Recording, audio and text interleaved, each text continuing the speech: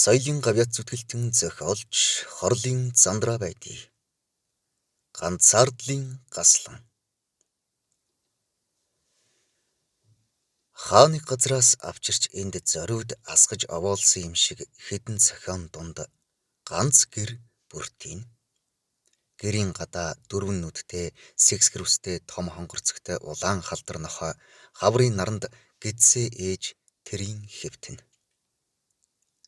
Бууцны хөлд янхэр том биетэй хараат хүзүүгээ сунган хаврын урин салхинд сорогдон сармайсан хунгар цасыг уйтгар таяа ширтэл хийлэн хамраас сартал зуулна. Буурал үсэн нилээд ургаж өрвийсэн харваас ужиг өвчнөд шаналсан шинжтэй туранхай хөх өвгөн гэрээс гарч ирснээ. Наранд гялвсан үдээ анивчин сарвчлаад хоёр нэг алхах гэснээ чадлагүй толгой нэргсэн бололтой хошлонгоос зуурав.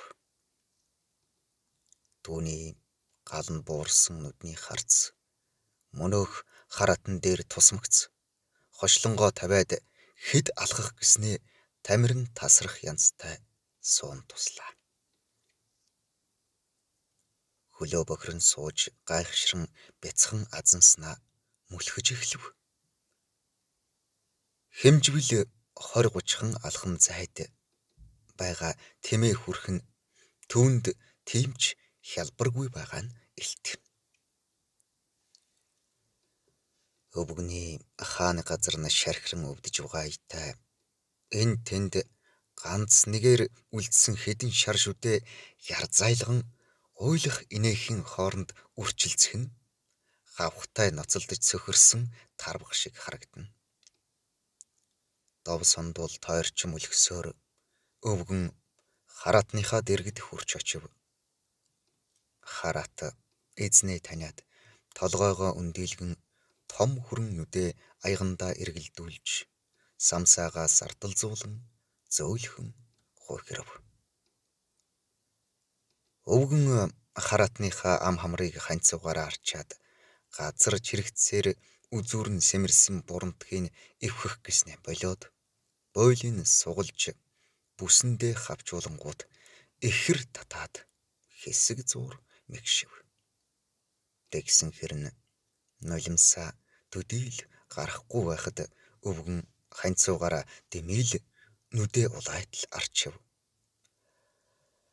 Хараат эзнээ дүрлийн ширтэн. Магадгүй энэ адгуус өдий олон жил ханилсан эзнээ ингэж нус нулимсанд хутгалдан сүйдэж байхыг үзээгүй байж болох юм. Өвгөн атны хавирга сүврэг бүхийг барилж үзээд маха барсан малаа барсан хүн хоёр яасан муухай юм битээ. Хөөрхий муу ат минь иймч болох гэж гэд гаслав. Нээрэнч хараат нь тураалдаа хүрч хоёр бүхэн хавиргандаа наалдан босч чадхаа болоод удсан янзтай доод газар нь хонхойж илгдээд хавийн буд сондуул мүлжигдэж гүйцжээ. Өвгөн муатыг минь айлын харцуул өвлжин идлээд хаваржаанд буухтаа хүртэл хоёр гэрийн бүх ачааг ачиж нүүж зөөсөн гэхээс л тартагт нь тулгсан байх гэж бодогдоод байсан. Уг нь ямар ч зодтой өвлийг даваад хаваржин шогшуулахад ачирдгүй л амтэн юмсан. Энэ бит хоёр даанч хөгшөрч эрийг нас дарна, уулыг цас дарна гихчил болж тай. Даанч хэтэлж гэж хоног тоолж бодоход би ч бас мундахгүй лав 2 сар хэвтэж тэгээгүй бол би юу гэж чамайг иймд хүргэх гэж үглэн аргаа барахад дэрс зулгааж аманд нь хийн. Толгой нэргээд төдийл хөдөлж болохгүй болохоор нь хараатаа налаад нүдээ ханж хөлөөнж ээж суув. Алсыг зорьсон улаан халзан замаар жингийн цуваа хөврөн өөрийн солон гялалзаж хүйтэн жавар хацар долооно. Жинчин эрчүүд хаяа хөөглөн нэгэн жигд хэмээр урагшлах адтын шүд хавирах ширмэн давхайнуудын шир хийх чимээ сонсогдоно. Жингийн цувааны манлайд үнгэн ловуцтай үзүүрсгэн хийдээлтэй өнгөлсөн хүрэн сумын шиг царайтай идэр унаага үе давшуургадан урагшлана.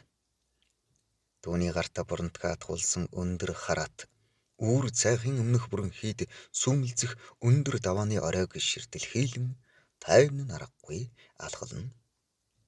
Бусад тэмээдийн нуруунд дээр 3 шуудаатай гурил ачаад өөрт нь дөрвийг ачсанд гомдол ирж цаадуулдаа атаархсан янзгүй тээх ёстой мат хийгээд хүрх газраа хүрэндэй гэсэн итгэлтэйгээр урагшлана.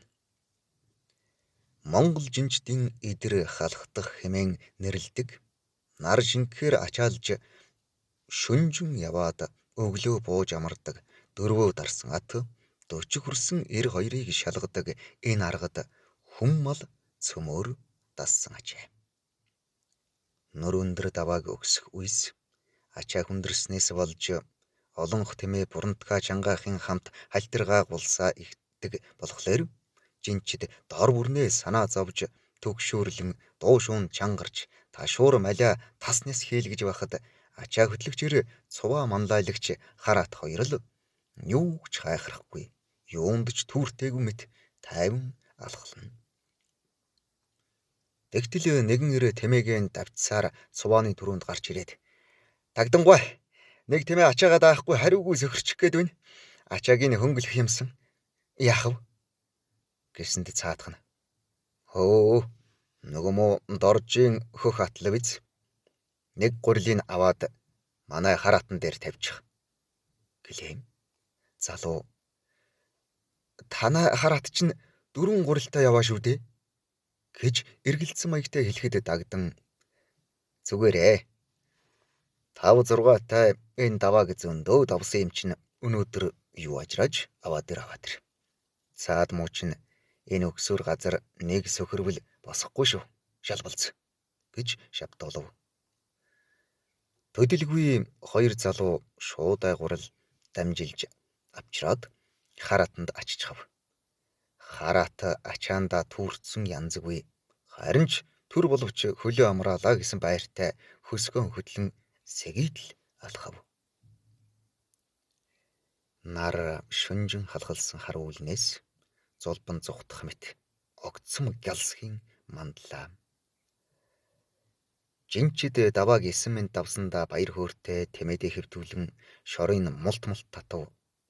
Ачаанаасаа салсан тэмээд яаран өвсөн толгой шүүрч бэлчээрт гарав. Харин хараат тайван аргагүй хэвцээ гулхийн залгисаар хэвтээд хоцров.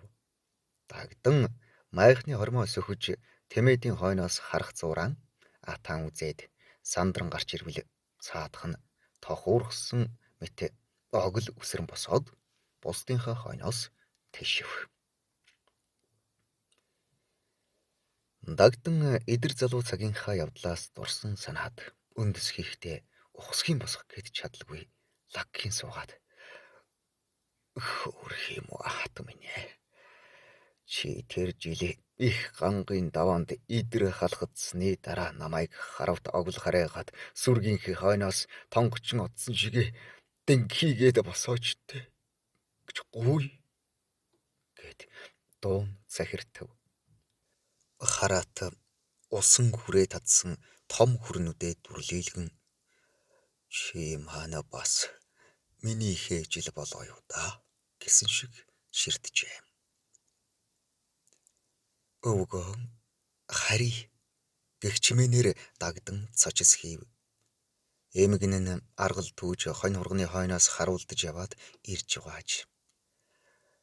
Эмгэн минь муу атман нүднээс гарчтай.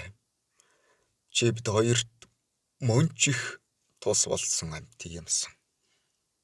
Чи бид хоёрыг майлгэр олж Ам тоо тус хаарлаж байхад танай эцэг нэг туран хар тайлаг зааж энүүгээр ачлагын тэмээ хий гэхэд нь би өдий юмнаас ганц ийм өгтөө яах вэ гэж чамлаж байж билээ. Хөөрхий буянтны хишиг бидэнд олон жил өгөөж тусаа хайрлаа да. Одоо даанч хөөрхий минь гэд дагдан нулимс унгаж ханцуугаараа арцсанд эмгэн нь сэжиглэж чи яаж байна? Уйлах нь эн чинь хүнээ хүлчгээд хүний урамд тусал нулимс гаргадгүй мөртөө чи тураалдаа хүрээд босч чадхаа байсан мó хөгшин хараад уйлбал мууяр байгаа та гэж тас намжирдаад сэвхийт л өргөн босгосноо суугадаад ав. Өвгөн хар цагаан дуугүй хэд алгалснаа. Энэ бид хоёрын нартад амьд явах хоногийн тоог үүсчээ. Хэн нь төрүүлдэг юм бол доо. Юу ч гэсэн муу атныхаа буйл буурентгийг авчихлаа. Гэтэл эмгэн нь арайч өгчихгүй байлгүй. Би өдөртөл нэг бодол өвс өгч байгаа шүү дээ гэв. Дагдан эмгэн рүүгээ хялс хийж харснаа. Энэ дор орчихсон амьтанд ганц бодол өвс юу болдог юм бэ? Адууны шүл өгч үхрийн ясаар утаад хэвэг багсармал жаал өгөх юмсан. Тэгвэл гойрдлого байн санж. Тэгтэл эмгэн тас дайрч. Тэр багсармал хэвэг авах мөнгө хаана байна вэ? Урдын адил авчраад өгдөг нэгдэл гэж газар алга. Олдохчгүй болж билээ тэр хэвэг чинь. Олдлооч бидэн шиг нь хүч хүрдэг эд биш. Шуудаа хэвэг 800 гэж байна. Тэр их мөнгө хаана байна гэж уурлав. Өвгөнч мөчөөгөө өглгүй. Тэгээд яах юм бэ? Хэдэн төгрөгөө харамлж угаад хайрын сайхан амтнаа харсаар байж үлбрүүлэх юм уу гэв. Эмгэн дорхноо хэлгэнэж. За чи бид гурав юугаарч тэжээгээд тэнхэл авах нь өнгөрсөн гэтэл дагдан өвгөн эмгэнийхээ доромж өгөнд цочирдохдоо гараа угц татсан эрчэндээ бие татж авч чадалгүй бөксөөрөө яг хитл суучхав. Эмгэн нь хаяад гэрлүүгээ нэг алхаснаа буцаж ирээд аргадлаа. За би зүүн хотын хүүхдүүдийг хэдэн шуудаа тэжээл ойртуулж айл гэж гуйсан байгаа. Өнөө оройноос эхлэн муу хар атаанд тордож босгохыг бодъё гэв. Дагдан хүүхэд шиг баяссандаа хүний дэм авалгүй босчихов. Тэгэж үзээрэй аюур минь. Шөл ус өгч бутаж барьж угаад хараа таал босгочих юмсан. Манай муат ч өөхөх арай болоогүй шүү. Хөөрхий минь мөнч сайхан амтан да. Гэж үгэлсээр өвгөн эмгэнээ түшээд гэртээ орлоо. Хоймрын авдар дээр хадаг тохоотой бяцхан цулгуй модон жаазтай дагдан өвгний зургийн өмнөх жижиг гуйлан цогцонд хийгээд царцаачсан зулыг аюур эмгэн асаав. Тэрвэр нэг гараар залбирч амдаа хэдэн юм өглээд зуухныхаа өмнө очиж суутал гадаа нь машин ирж сүрхийтэл зогсох чимээ гарлаа. Аюур босоод гарах гэтэл аймагт суудаг баг хүн сүр пархийтэл орж ирэв. Бас хоёр үл таних хүн цаана цохиулаа. Ээж хүү хоёр уйлаа майлантай уулзав. Учир нь гэвэл айлын отхон мөртлөө эцгийгээ өөд болоход ирээгүүдийг гимссэн хүү 40 жил ханилсан өвгнөө унгачхаад уй гашуун төдийл тайдахраагүй байгаа ээж хоёр гинт уулзсан та ч юм уу? Хөндлөнгийн хүн харахад зүрх шимшрэм сүрхий цочмог уулзалт боллоо. Хүү элд ажил явдлаас болж эцэгтэйгээ уулзаагүй дэ хөтлөе гэмшиж байгаагаа. Их өвгнөө унгаад өнчирч сүйдэж суухт нь ирж хань бараа болоогүйд нь гомцсноо ярьсан боловч нэгэнтээ эхвэр хоёрын болохоор дорхноо учраа ойлголцож бие биенээ уучлав. За ээж минь нэгэн дөнгөрсний хойноос зовж чаналаад яхав. Олон таван үггүй майна сайн унш. Би нэгэнтээ үүрэгтэй юм болохоор танийгаа асрах нь хууль. Ингээд аймагт нүүлгэж аваачаар унаа аваад ирлээ.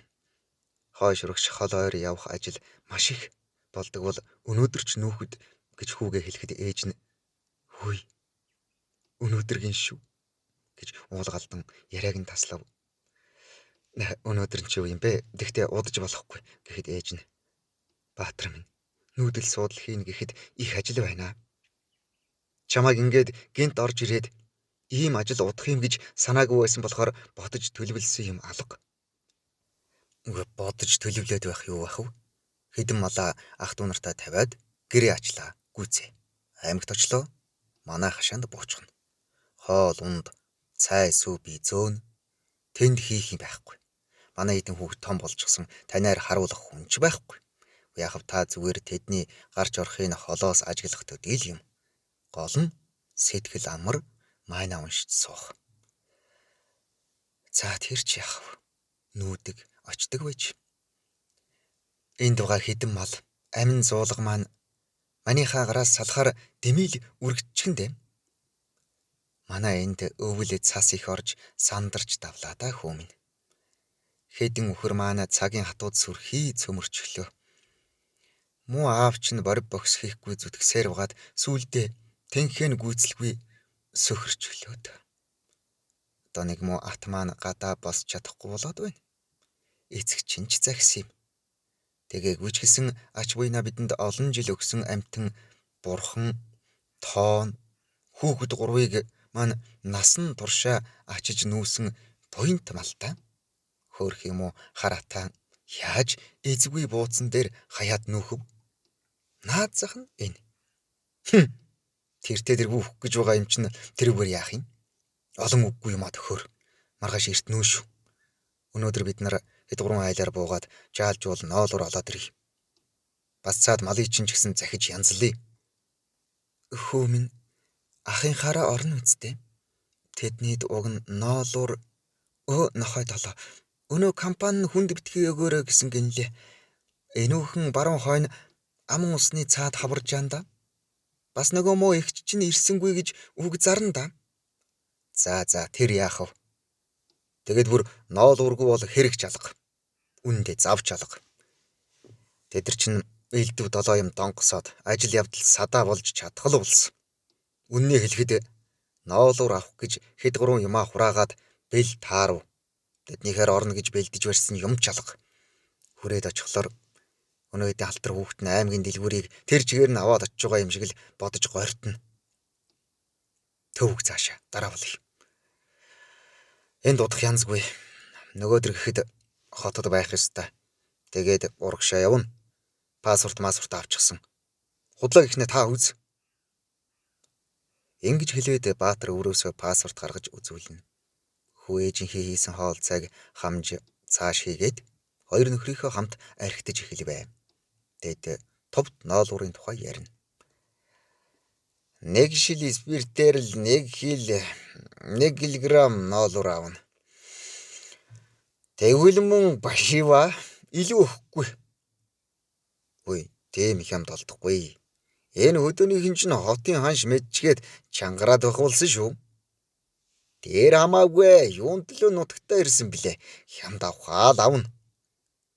Хонш орчин дутахгүй бол сайн л байна. Үй, харж л угаарай гамба новш минь. Мали, хаги. Занж юм байна уу? Аваад ил. Байх нь байна. Ингэж гудраад өвл хямд ноолоор авах чинь ч өнгөрхөндөө. Яадаг юм.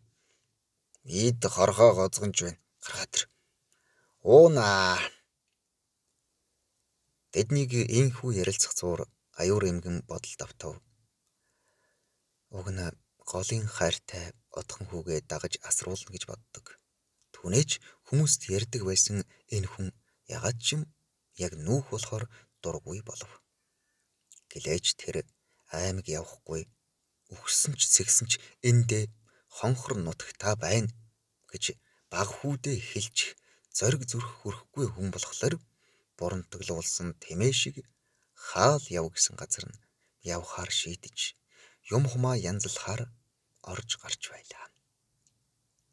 Ихэд хөлчүүргсэн гамбааг эгч хормой хотоон дарлан ямар нэг юм ирж байснаа тэлчгнэн үндийж тогтуухан асж байсан зулнаас тамхи асаав.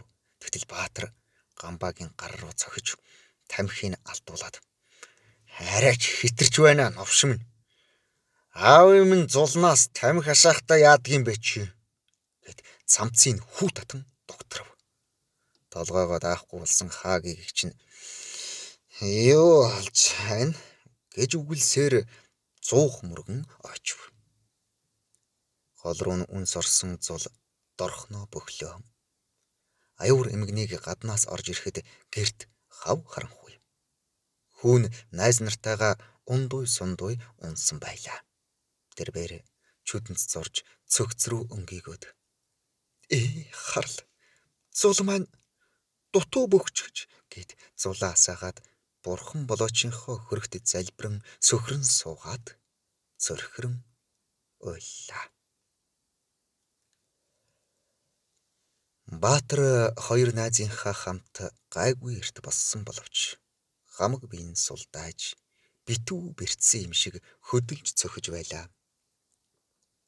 Тэгсэн хэрнэ нүүн гэж довтлон гэр барааг машины дэвшинд хог хамах мэт чулуудан овоолов.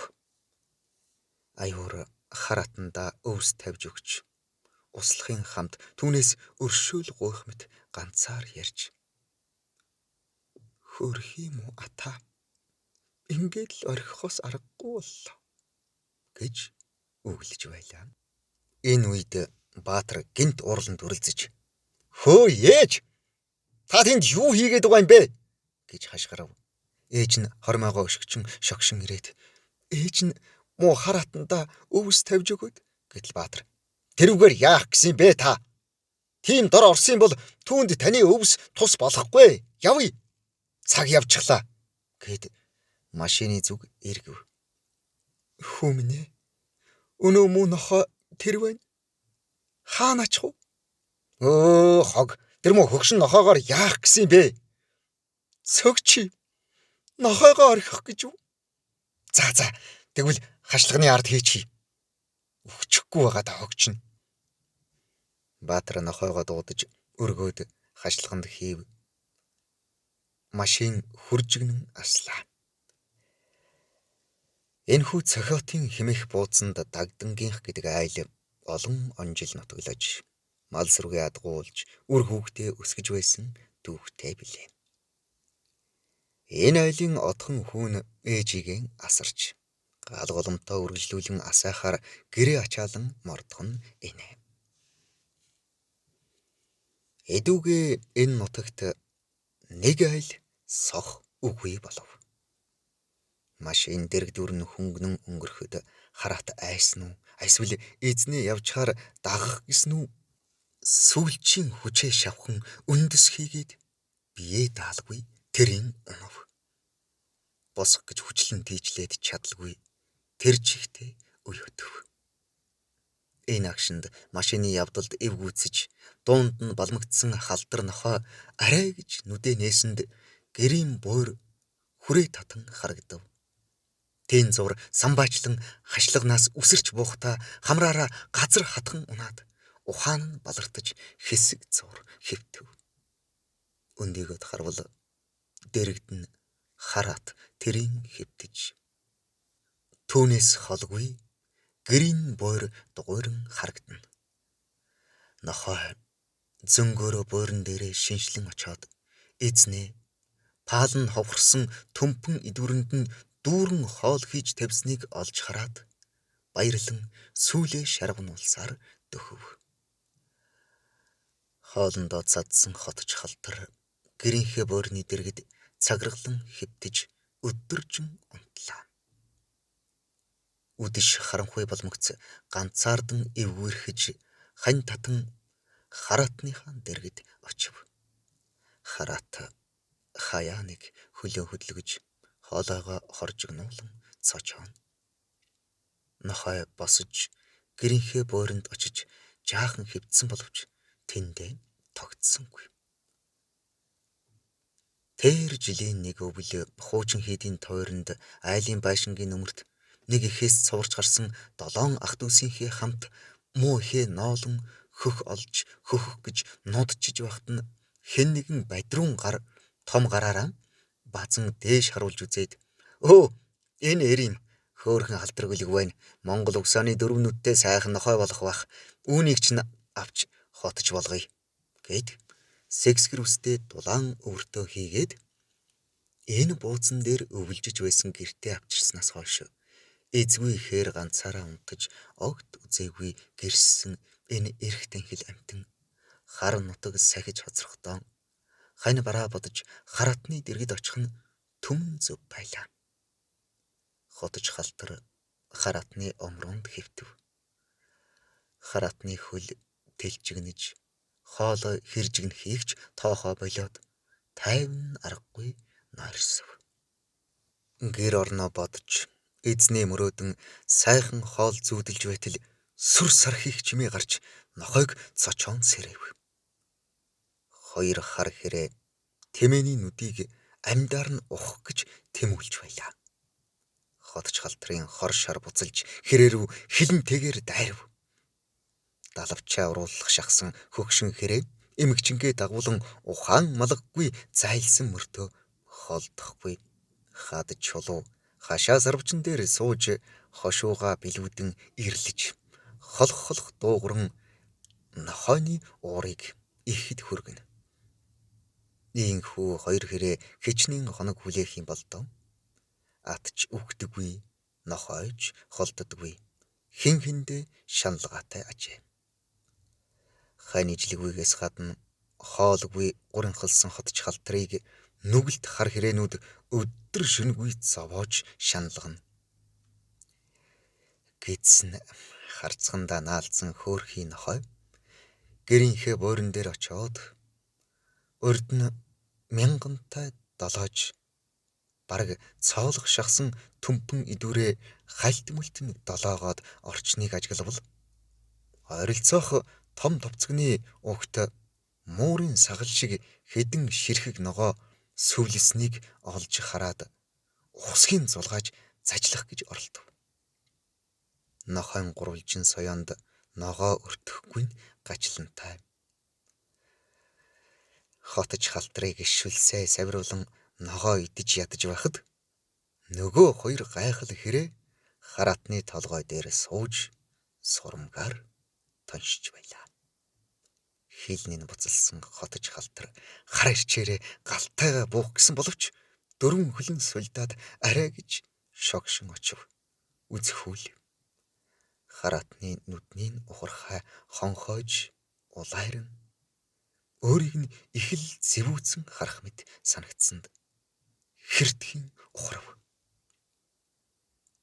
Тэгээд ганцаардлын айдас гарцаагүй нөмөрч байгааг сая мэдээд хотч халтар голынхоо муухай дуугаар ихэд гаслантайгаар хэнгэнтэл үлв. Түүний дууг хадны цуурай давтах ажээ.